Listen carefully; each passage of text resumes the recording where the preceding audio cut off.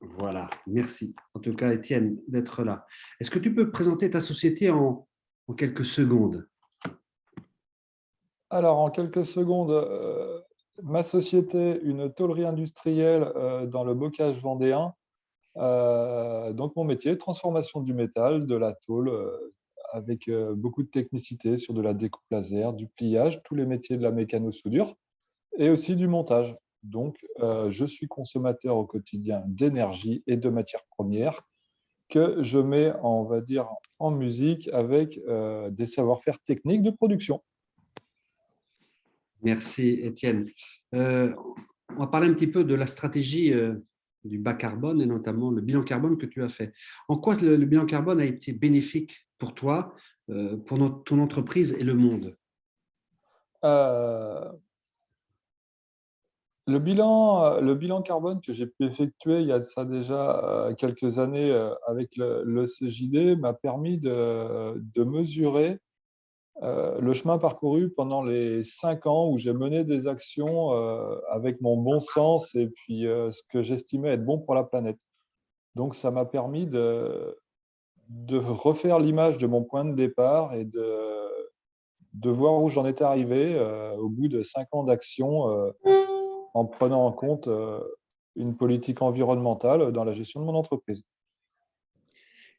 C'était quoi vraiment le déclic pour toi, Étienne? Euh, le déclic, ça a été une prise de conscience personnelle il y a déjà quelques années.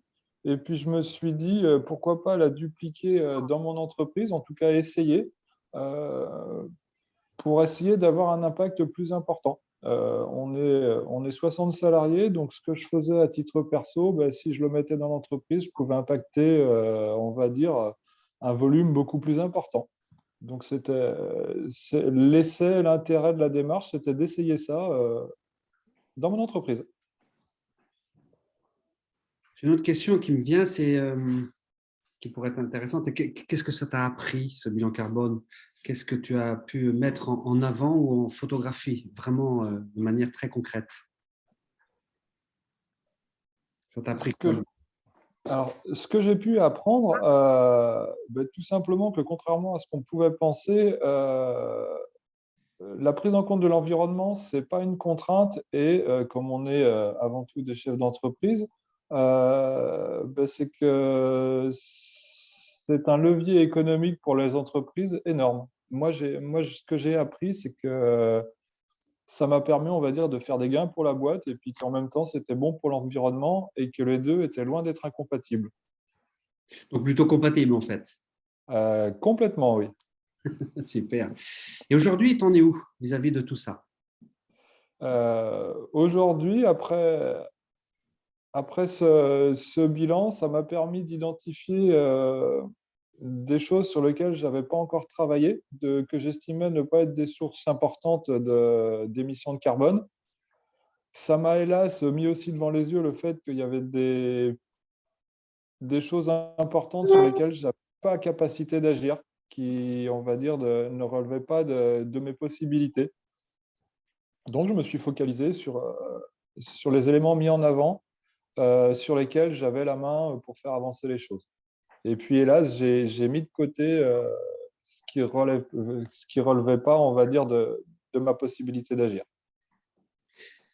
Une action concrète que tu as mis en place qui t'a vraiment fait bousculer, qui t'a vraiment fait agir, qui t'a vraiment transformé ton écosystème au sein de ton entreprise. Une action concrète, ce serait quoi? Alors, je ne saurais pas en nommer une parce qu'il y en a énormément.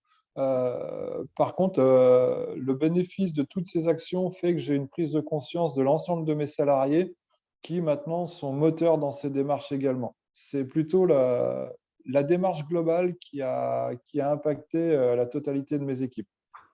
Et Donc, je l'espère, mes clients et mes fournisseurs aussi, même donc si c'est moins mesurable. c'est un atout pour tes employés, pour tes fournisseurs, pour tes clients. En fait, c'est une dynamique. On crée une dynamique autour de ce projet. Oui, c'est ça. Au début, ça peut sembler farfelu, notamment dans les politiques d'achat de petites entreprises comme la mienne, mais ça fait tache d'huile. Ça prend du temps, mais ça fait tache d'huile et c'est bon pour tout le monde. C'est bon, on va dire, déjà pour le côté social. La prise de conscience a un intérêt sur la dynamique sociale de l'entreprise.